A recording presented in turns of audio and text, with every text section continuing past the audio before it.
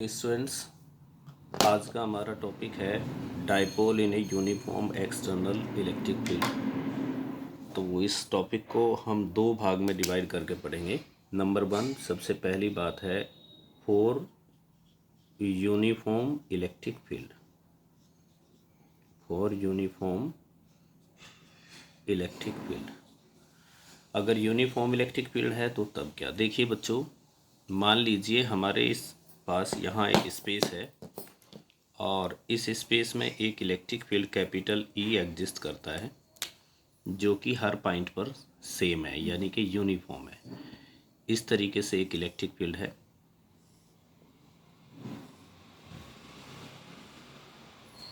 ये इस electric field की डायरेक्शन है।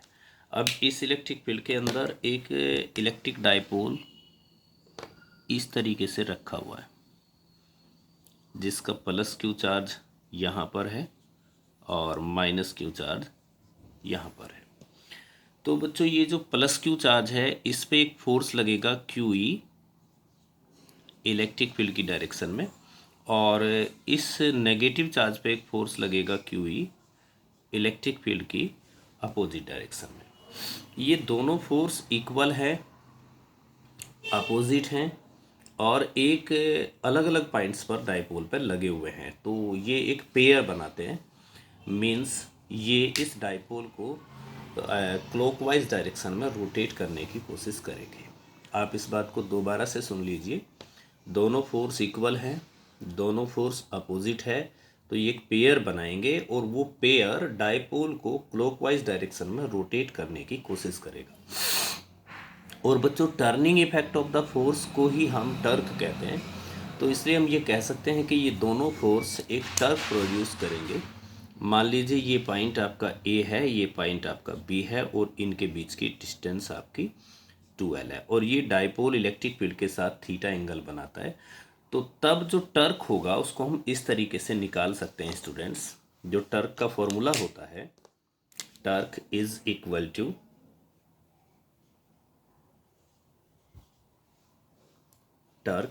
इक्वल टू आइदर फोर्स, इनमें से कोई भी एक फोर्स आप ले लेंगे, इनटू द परपेंडिकुलर डिस्टेंस,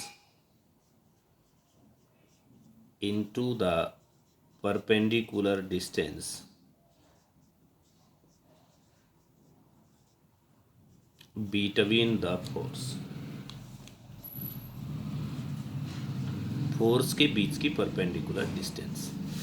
तो टर्क को हम बच्चों टॉ से डिनोट करते हैं। तो टॉ इज इक्वल टू, इनमें से किसी भी एक फोर्स का मैग्नीट्यूड हमने लिया, वो आपका QE, और इनके बीच की परपेंडिकुलर डिस्टेंस को डायग्राम में एक बार ध्यान से समझने की कोशिश करते हैं। देखिए, इनके बीच की परपेंडिकुलर डिस्टेंस आप कैसे कैलकुलेट कर सकते हैं। देखिए बेटा, ये वाला जो फोर्स है ये इस फोर्स की लाइन ऑफ एक्शन है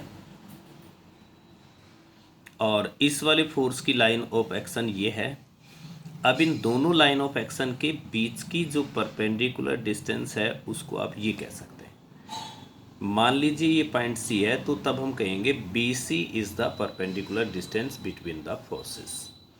अब बच्चों, अगर ये एंगल थीटा हमने मान लिया कि ये जो P है, P की डायरेक्शन ये होती है नेगेटिव चार्ज से पॉजिटिव चार्ज की ओर, और यहाँ पर E की डायरेक्शन ये है। P और E के बीच का एंगल थीटा है। तो तब इस ट्राइंगल में आप कॉस थीटा का फॉर्मूला लगा सकते हैं। सॉरी, ये परपेंडिकुलर डिस्टेंस हमें पता करना है और परपेंडिकुलर गिवन है, तो आप साइन थीटा का फॉर्मूला लगा सकते हैं। Sine theta is equal to BC upon hypotenuse, और हाइपोटेनियस आपका 2L है। तो फिर हम लिख सकते हैं कि BC is equal to 2L sine theta. तो बच्चों, अब tau is equal to QE into BC की जगह आप लिख देंगे 2L साइन थीटा, और इसको हम इस तरीके से रीअरेंज कर सकते हैं कि Q इंटू 2L और इंटू E साइन थीटा, और आपको पता है कि Q इंटू 2L को P कह सकते हैं। तो tau is equal to PE sine theta, और इसको हम ये कह सकते हैं स्टूडेंट्स कि tau is equal to P cross इसमें से आप कोई सा भी फॉर्मूला याद कर सकते हैं, या फिर दोनों फॉर्मूले भी आपको याद करने में ज़्यादा प्रॉब्लम नहीं होगी, क्योंकि पी ई साइन थीटा को ही हम पी क्रॉस ई कहते हैं। इस सेकंड वाले फॉर्मूले को लिखने से हमें एक बेनिफिट ये भी होता है कि टाउ की जो डायरेक्शन होती है वो पी और ई दोनों के परपेंडिकुलर होती है। अब बच्चों, जो आप वहाँ देख रहे हैं डायपोल, इस केस में जो नेट फोर्स काम करता है वो कितना है? Net force F is equal to, आपने डायग्राम में क्लियरली देखा कि दो फोर्स है, एक क्यू इस डायरेक्शन में काम करता है, एक क्यू इस डायरेक्शन में काम करता है। तो नेट फोर्स आपका Q E minus Q E is equal to 0। इसका मतलब ये हुआ कि जब भी कोई डायपोल यूनिफॉर्म इलेक्ट्रिक फील्ड में रखा होता है तो उस पर नेट फोर्स 0 होता है। नेट फोर्स 0 होने का मतलब there is no translatory motion, कि वो ट्रांसलेटरी मोशन नहीं कर सकता, मतलब वो डिस्प्लेस नहीं होगा एक पॉइंट से, एक जगह से, एक लोकेशन से दूसरी लोकेशन पर। और टर्क उसमें काम करता है। अब जो टर्क होता है वो या तो रोटेशन प्रोड्यूस करेगा या फिर वाइब्रेशन प्रोड्यूस करेगा। तो उसमें केवल और केवल रोटेशन हो सकता है या फिर वाइब्रेशन हो सकता है, और दूसरे प्रकार की मोशन उसमें नहीं प्रोड्यूस हो सकती। Is that clear students? अब हम इसका सेकंड पार्ट सॉल्व करते हैं, और सेकंड पार्ट ये है कि अगर नॉन यूनिफॉर्म इलेक्ट्रिक फील्ड है तो तब डायपोल की मोशन क्या होगी। नंबर 2, और non uniform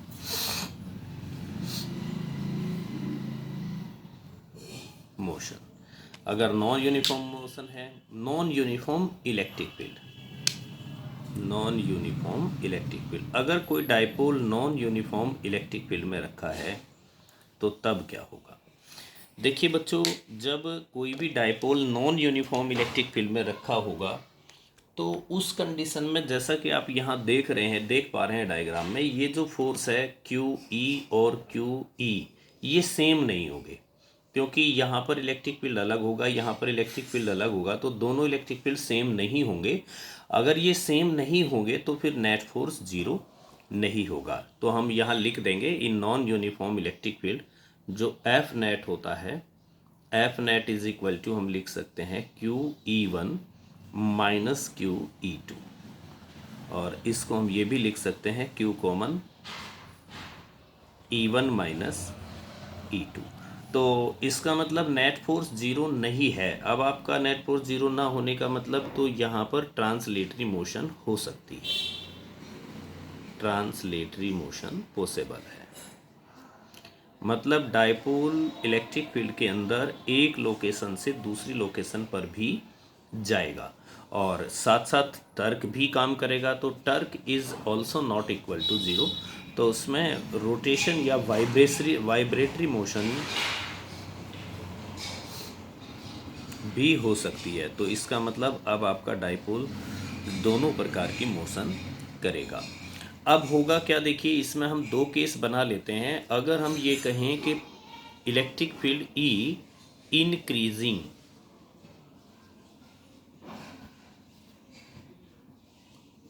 in the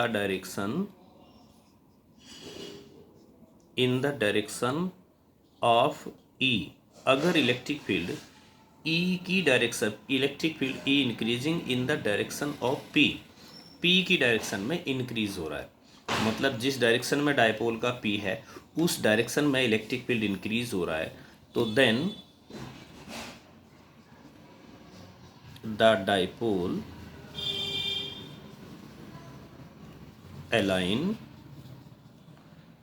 align in such a way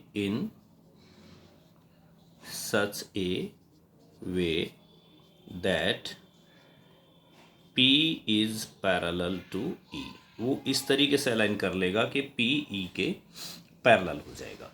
और यानी इस तरीके से हो जाएगा, अगर आप डायग्राम से इसको समझना चाहें तो डायग्राम से आप समझ सकते हैं कि जैसे मान लीजिए ये इलेक्ट्रिक फील्ड है और ये इलेक्ट्रिक फील्ड E इस डायरेक्शन में इंक्रीज़ हो रहा है, और आप इसके अंदर कोई डायपोल रख दें जिस डाइपोल का इस तरफ नेगेटिव चार्ज है और इस तरफ पॉजिटिव चार्ज है और ये उसका P है, तो हमेशा P is parallel to E अगर इलेक्ट्रिक फील्ड P की डायरेक्शन में इंक्रीज हो रहा है तो। दूसरा केस ये बनता है बच्चों इसमें, if E decreasing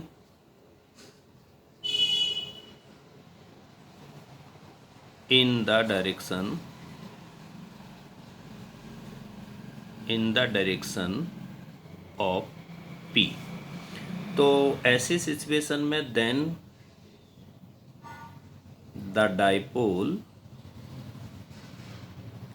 align in such a way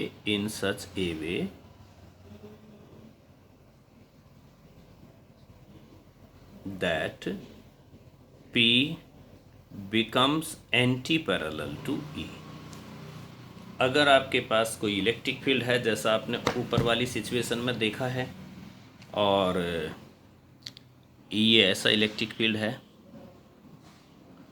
ये E जो है इस डायरेक्शन में डिक्रीज हो रहा है, और अब आपने इसके अंदर कोई डाइपोल रख दिया है, तो वो डाइपोल इस तरीके से अलाइन हो जाएगा कि डाइपोल का इस तरफ आ जाएगा नेगेटिव चार्ज और इस तरफ आ जाएगा पॉजिटिव चार्ज, और उसका P इस डायरेक्शन में आ जाएगा। ये था बच्चों डाइपोल इन नॉन यूनिफॉर्म और यूनिफॉर्म इलेक्ट्रिक फील्ड। अब आप वीडियो को आराम से पॉज करिए, देखिए ध्यान से, और इसको एक बार आर्टिकल को आप कंप्लीट कर लीजिए। नेक्स्ट आर्टिकल है बच्चों इलेक्ट्रिक फ्लक्स। लेकिन इलेक्ट्रिक फ्लक्स के बारे में सीखने से पहले आपको एरिया वेक्टर के बारे में सीखना पड़ेगा। तो हम सबसे पहले एरिया वेक्टर के बारे में आपको बताते हैं। बच्चों अब तक आपने जो फिजिक्स पढ़ी है उसमें आपने ये सीखा है कि एरिया स्केलर होता है, लेकिन अब हम एरिया के साथ डायरेक्शन को अटैच करके देखेंगे और एरिया को वेक्टर की तरीके से पढ़ा करेंगे। और अगर हमने एरिया को वेक्टर की तरह कंसीडर करना शुरू कर दिया है तो अब हमें ये सोचना होगा कि उस वेक्टर की डायरेक्शन क्या होती है। तो बच्चों अगर हमारे पास कोई भी स्मॉल एरिया एलिमेंट है, मान लीजिए हमारे पास एक छोटा सा एरिया एलिमेंट है और इस एरिया एलिमेंट को हम ds कह सकते हैं।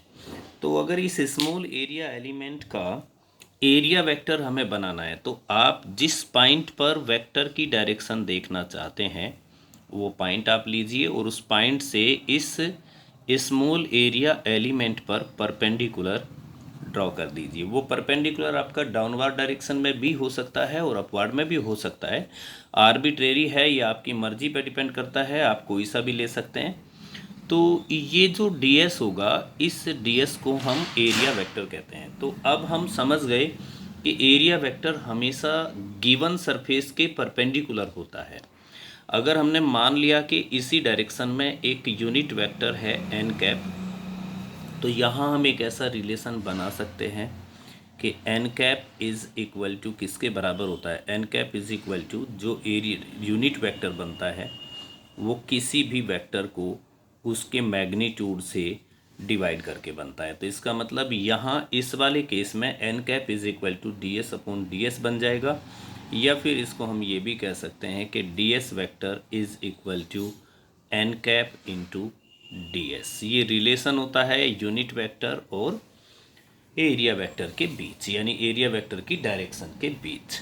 अब बच्चों थोड़ी सी बात कर लेते हैं कि एरिया वेक्टर को हम ये सीख चुके हैं कि एरिया वेक्टर हमेशा उस सरफेस के परपेंडिकुलर होता है जिस सरफेस को हमने कंसीडर या इमेजिन किया है।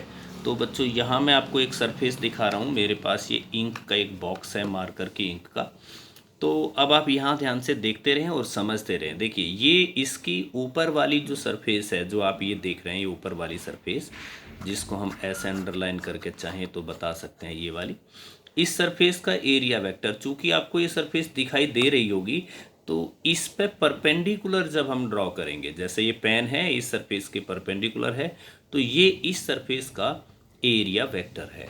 लेकिन बच्चों अगर हम इस वाली सरफेस की बात करें, जो ये वाली सरफेस आपकी दूसरी तरफ वाली ये सरफेस है, तो इस पे परपेंडिकुलर कैसे ड्रॉ होगा, इस पे परपेंडिकुलर ऐसे ड्रॉ होगा किसी भी पॉइंट पर, तो ये एरिया वेक्टर होगा। अगर हम इधर वाली सरफेस की बात करते हैं तो इस पे आप ऐसे परपेंडिकुलर ड्रॉ कर सकते हैं, ये इसका एरिया वेक्टर होगा।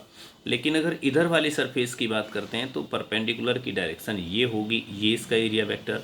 मतलब जिस सरफेस का एरिया वेक्टर आपको फाइंड करना है, आप उसी सरफेस पे एक पॉइंट लीजिए और उस पॉइंट पर एक नॉर्मल या परपेंडिकुलर ड्रॉ कर दीजिए, वो एरिया वेक्टर बन जाता है। और एरिया वेक्टर को अगर आप इस तरीके से लिखें आवश्यकता अनुसार, जैसा आपको कैलकुलेशन करते समय ज़रूरत पड़ेगी तो आप उसको इस तरीके से भी रिलेट कर सकते हैं। अब हम बच्चों बात करते हैं इलेक्ट्रिक फ्लक्स की, क्योंकि इलेक्ट्रिक फ्लक्स से पहले एरिया वेक्टर को सीख लेना बिल्कुल ज़रूरी था। तो देखो बच्चों, जस्ट इमेजिन कि यहाँ पर इस तरीके का एक सरफेस रखी हुई है और आप तो अच्छी तरह समझ सकते हैं कि ये एक सिंपल सी सरफेस है, जैसे एक पेपर मान सकते हैं आप, एक प्लेन सीट मान सकते हैं, या जिस कार्डबोर्ड पे आप रख के लिखते हैं वो आप कार्डबोर्ड मान सकते हैं, कॉपी मान सकते हैं पतली। और यहाँ पर इस तरीके से एक इलेक्ट्रिक फील्ड एग्जिस्ट करता है।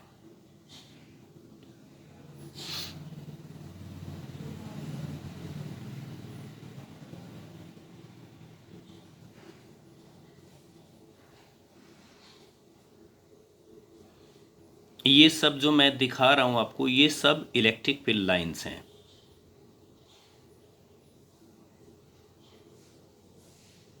सॉरी, थोड़ा सा गलत हो गया।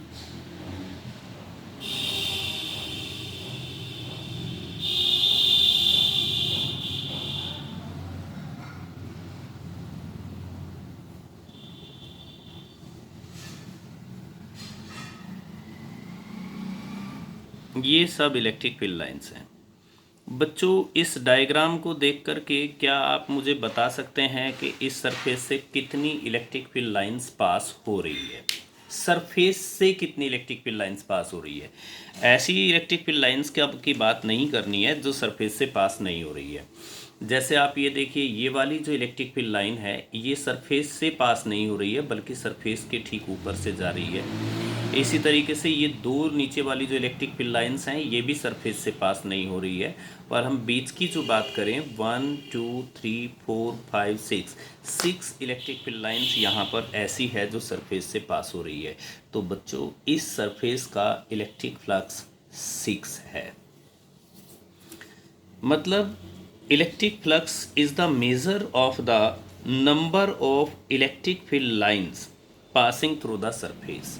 सिंपल वर्ड्स में हम कह सकते हैं कि किसी सरफेस से जितनी ज़्यादा इलेक्ट्रिक फील्ड लाइंस पास होंगी उस सरफेस का इलेक्ट्रिक फ्लक्स भी उतना ही ज़्यादा होगा। अब अगर मैं ऐसी ही एक दूसरी सरफेस यहाँ पर रख लेता हूँ और उससे पास होने वाली इलेक्ट्रिक फील्ड लाइंस आप 3 है, तो इट इज़ ऑब्वियस कि इस सरफेस का इलेक्ट्रिक फ्लक्स उस दूसरे वाली सरफेस के इलेक्ट्रिक फ्लक्स से कम होगा। तो इलेक्ट्रिक फ्लक्स का सिंपल सा मीनिंग होता है कि जिस सरफेस से जितनी ज़्यादा इलेक्ट्रिक फील्ड लाइंस पास होती है उसका इलेक्ट्रिक फ्लक्स उतना ही ज़्यादा होता है। अब बच्चों, इलेक्ट्रिक फ्लक्स कैलकुलेट कैसे करते हैं? जो ये डायग्राम है, अगर मैं इस डायग्राम के अनुसार इस पॉइंट पर इस वाली सरफेस का एरिया वेक्टर बनाना चाहूँ तो मैंने कहा था कि एरिया वेक्टर आप सरफेस पर परपेंडिकुलर ड्रॉ कर दीजिए। तो अगर इस पूरी सरफेस का एरिया आपने ए ले लिया है तो इसका मतलब यहाँ पर ये डायरेक्शन बन जाएगी ए की। अब यहाँ कितना सिंपल तरीके से समझ में आ सकता है कि E and A are in same direction. तो पहला केस ये बनता है कि जब E and A are in same direction. बच्चों, जब ई और ए सेम डायरेक्शन में होते हैं तो फ्लक्स बड़ा सिंपल तरीके से निकलता है, flux by E is equal to E A. Very simple, बस आपको ई और ए का प्रोडक्ट करना है। देखो, अब ये जो फ्लक्स ई ए आया है इसकी यूनिट अगर आपको बनानी है तो आप ई की यूनिट लिख दीजिए, ए की यूनिट लिख दीजिए, आगे मैं बना के दिखाऊंगा।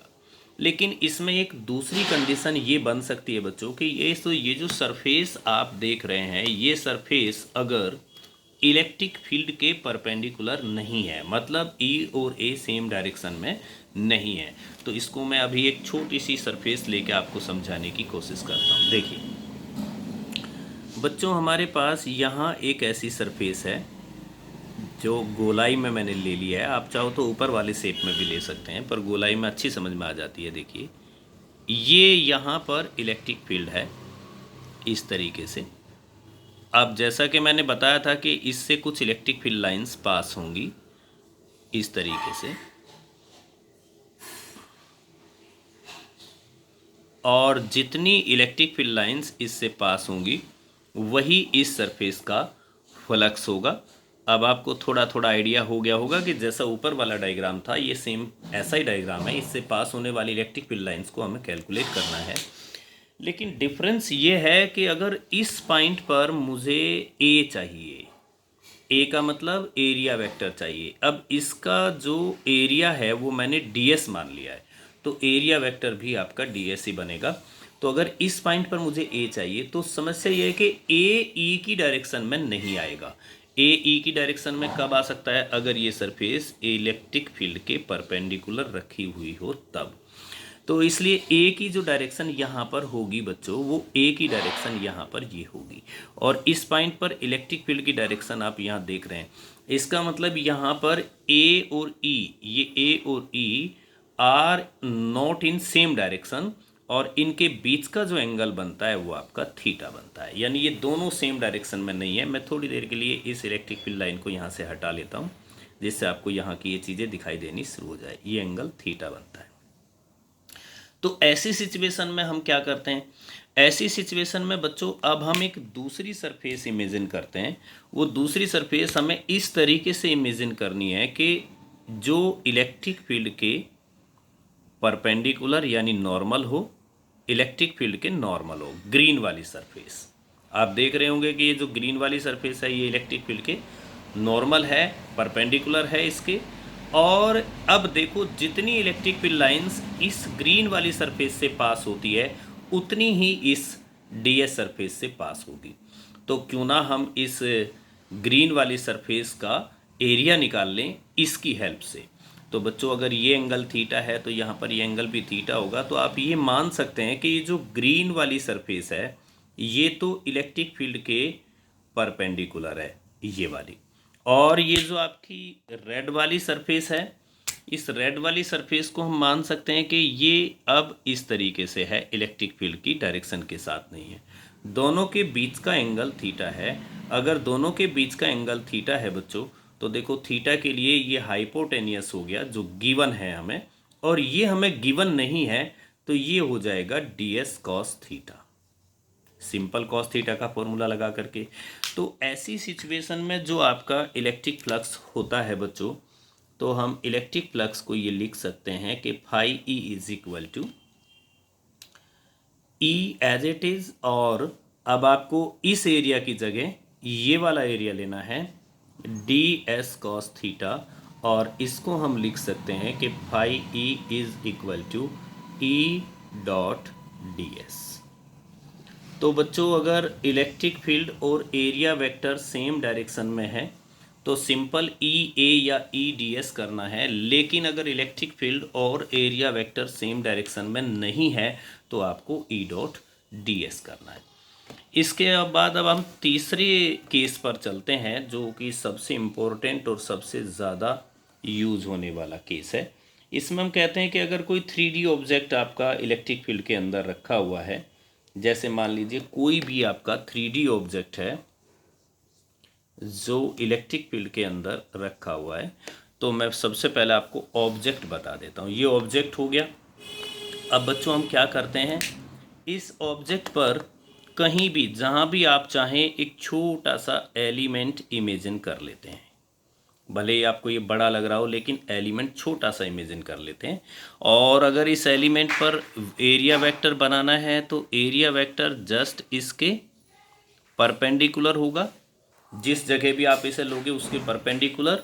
और इस स्पेस में जो इलेक्ट्रिक फील्ड की डायरेक्शन है वो ये गिवन है, इलेक्ट्रिक फील्ड ऐसे है तो यहाँ पर इलेक्ट्रिक फील्ड ये होगा।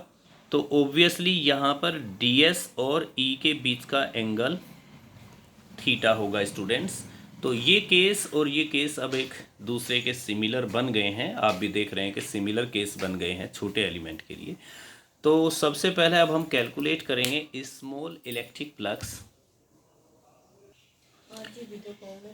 तो अगर कोई थ्री ऑब्जेक्ट इस तरीके से, तो यहाँ ई और डी एस के बीच का एंगल ऑब्वियसली आप थीटा देख रहे हैं। तो बच्चों ये वाला ही केस है। तो अब स्मॉल एलिमेंट से कितना इलेक्ट्रिक फ्लक्स होगा? द इलेक्ट्रिक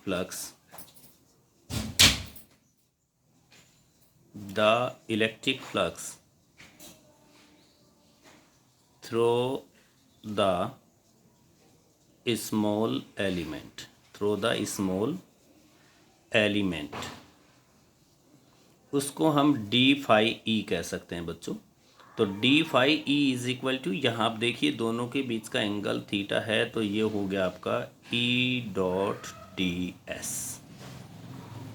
अब इसके जैसे इस पूरी सरफेस पर इनफाइनाइट एलिमेंट्स लिए जा सकते हैं, तो टोटल फ्लक्स जब हम निकालेंगे तो हमें क्या करना पड़ेगा? इंटीग्रेशन। तो टोटल फ्लक्स जब नंबर ऑफ एलिमेंट्स इनफाइनाइट हो तो integration of E dot D S. इस इंटीग्रेशन के पहले बच्चों एस लिख देते हैं क्योंकि ये पूरी सरफेस के लिए है, और इसका नाम हम रखते हैं सरफेस इंटीग्रल। अब थोड़ी सी बात और कर लेते हैं बच्चों, थोड़ा सा जगह यहाँ से यूज़ कर लेते हैं। As you know that the electric flux phi E is equal to E A और ई डी एस। तो और आप इसको ऐसा भी लिख सकते हैं कि ये ई डॉट डी एस या ई डॉट डी ए होती है। तो देखो, चूंकि ये डॉट प्रोडक्ट के द्वारा रिप्रेजेंट हुआ है तो इसलिए फाई ई स्केलर क्वांटिटी है। स्केलर मतलब इसकी कोई डायरेक्शन नहीं होती है। दूसरा, इसकी यूनिट अगर आपको बनानी है तो ई की यूनिट आप लिख दीजिए न्यूटन पर कूलम, और ए की यूनिट आपकी मीटर स्क्वायर, और जब हम इसको सोल्व करते हैं तो ये वोल्ट इंटू मीटर के भी बराबर आ जाती है। तो बच्चों ये था टॉपिक आपका इलेक्ट्रिक फ्लक्स का। इलेक्ट्रिक फ्लक्स के तीनों केसेस आप ध्यान से एक बार देख लीजिए। कोई प्रॉब्लम हो तो आप मुझे मैसेज कर दें।